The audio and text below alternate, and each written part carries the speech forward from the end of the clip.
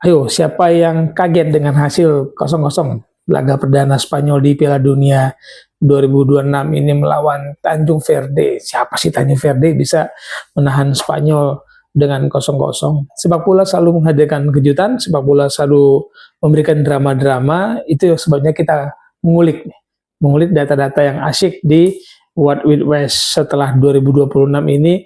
Kita pasti nunggu-nunggu drama-drama apa lagi. Tapi yuk kita mundur ke belakang melihat sejarah-sejarah sepak bola.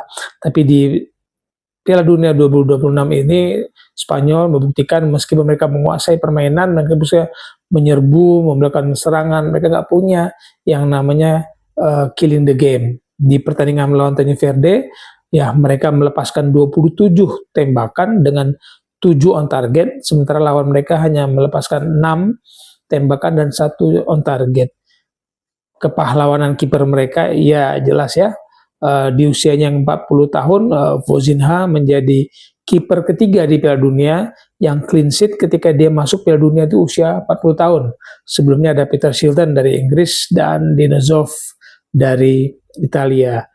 Jadi sepak bola meskipun Anda menguasai permainan, meskipun asik menyerang, menggempur pertahanan lawan, nggak mesti harus hasilnya adalah kemenangan. Kita lihat juga di 2014 di 16 besar ketika itu nyaris saja Jerman kalah dari Aljazair, menang 2-1 tapi situasinya sangat mencekam. Ketika itu Jerman mendominasi penguasaan bola, ya tembakan banyak dilakukan, kalau nggak salah itu ada 29 tembakan dan 22-nya on target. Sementara Aljazair yang menguasai bola cuma 37%, itu mereka hanya melepaskan 11 tembakan, 7 on target.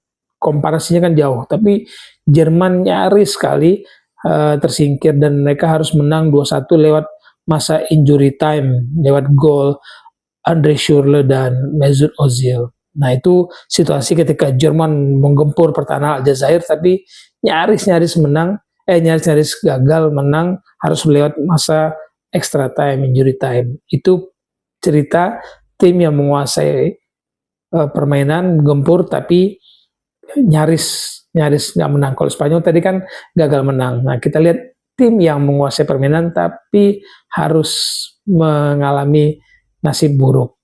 Kita lihat catatan kita. Saya punya catatan, ya saya menulisnya ini menyerang tapi gagal menang. Kita lihat 1974 di fase kedua grup, ketika itu Piala Dunia masih memakai 2 fase grup, jadi fase grup pertama, fase grup kedua. Pertandingan antara Polandia melawan Jerman Barat, masih situasinya namanya Jerman Barat, belum penyatuan Jerman Barat dan Timur. Polandia melepaskan 25 tembakan, sementara Jerman melepaskan hanya 11 tembakan. Namun Polandia kalah 0-1, walaupun mereka tampil luar biasa sepanjang turnamen, Polandia gagal, tapi sebaliknya kemenangan atas Polandia menjadi langkah yang baik bagi Jerman menyapa partai puncak final bertemu dengan Belanda. Tapi Franz Beckenbauer akhirnya melanjutkan prestasi kemenangan tadi, mengalahkan Johan Cruyff dengan skor 2-1 di partai final Piala Dunia 1974. Kita pindah ke 2006 di perempat final. Dalam catatan saya itu ketika Brazil tumbang dari menghadapi Prancis, tumbang 0-1. Brazil yang waktu itu diperkuat Ronaldinho, Ronaldo, Kakak, Adriano, itu mereka tampil dominan sepanjang turnamen. Namun di perempat final ketika bertemu Prancis, ketemu Zinedine Zidane, mereka harus mengakui kemenangan lawannya. Prancis berhasil mematikan permainan Brazil, menang 1-0 meskipun ketika itu Brazil banyak menciptakan peluang, banyak membangun serangan ke pertahanan Prancis. Di 2018 ada lagi catatan menarik di babak 16 besar. Spanyol menghadapi Rusia, skor 1-1, tapi akhirnya Spanyol kalah 3-4 melalui adu penalti. Di babak 16 besar itu Rusia menahan Spanyol 1-1, menang 4-3 lewat adu penalti. Nah, kegagalan Spanyol itu meskipun mereka menguasai 75% ball position 75 dibanding 25, tembakannya ngeri. 25 banding 6. Spanyol melepaskan 25 tembakan, sementara Rusia hanya 6. 6 itu satu doang yang on target, sementara Spanyol dari 25 tembakan itu 9-nya on target.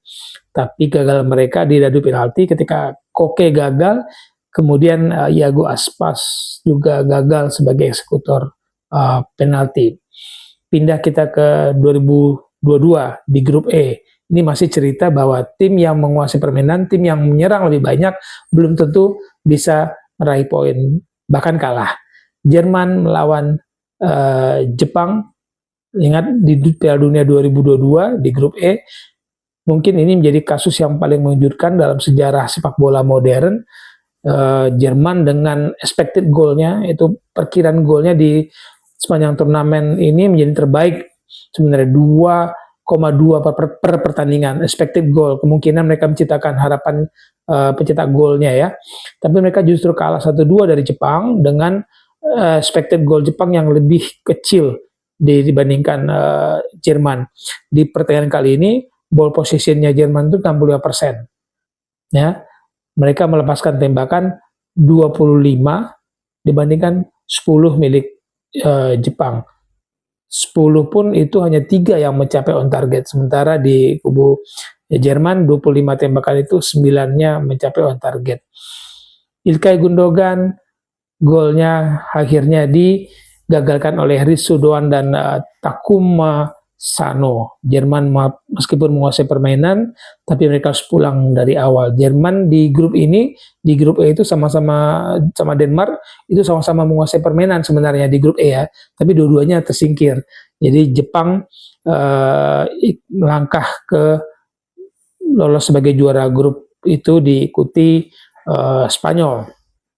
Tapi sayang langkah Jepang terhenti di 16 besar oleh Kroasia lewat adu penalti.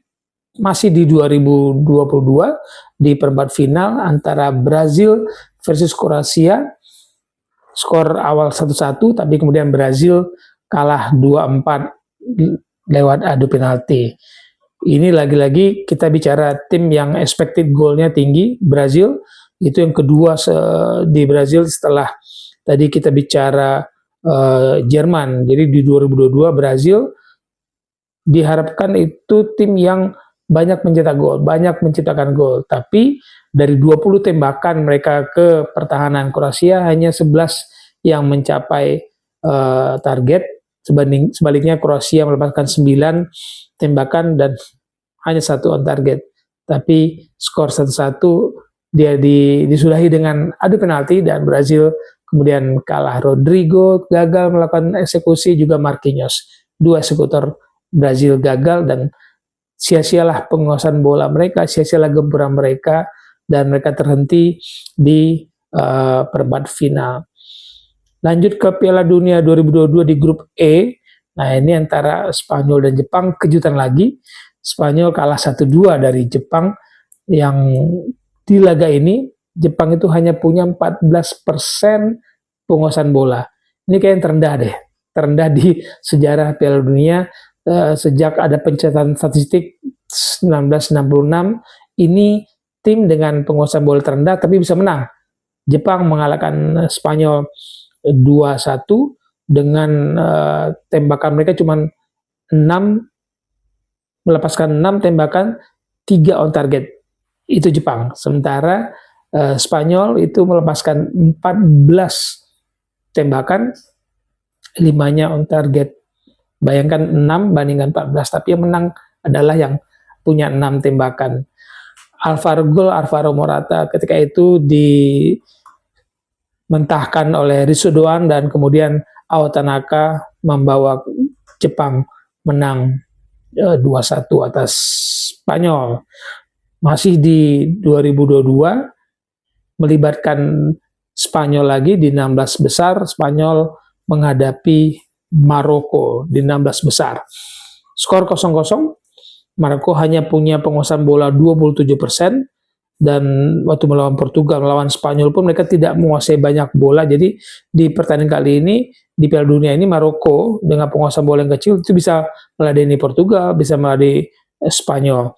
Nah, di pertandingan melawan Spanyol ini skor adalah 0-0 hingga selesai pertandingan dan harus ada adu penalti. 3 algojo pertama Spanyol itu gagal semua. Jadi dari awal ketika adu penalti 3 eksekutor itu gagal. Ketiganya adalah Pablo Sarabia, Carlos Soler, dan Sergio Busquets. Spanyol jadi tim pertama yang kalah dalam 4 adu penalti di Piala Dunia. Menggempur pertahanan lawan, menguasai permainan dengan ball position yang tinggi, tidak menjamin akan mendapatkan poin atau kemenangan. Piala Dunia memberikan drama-drama, kita terus menunggu siapa lagi yang akan memberikan drama seperti halnya ketika Spanyol gagal mengatasi Tanjung Verde. Kalian nunggu drama dari tim mana?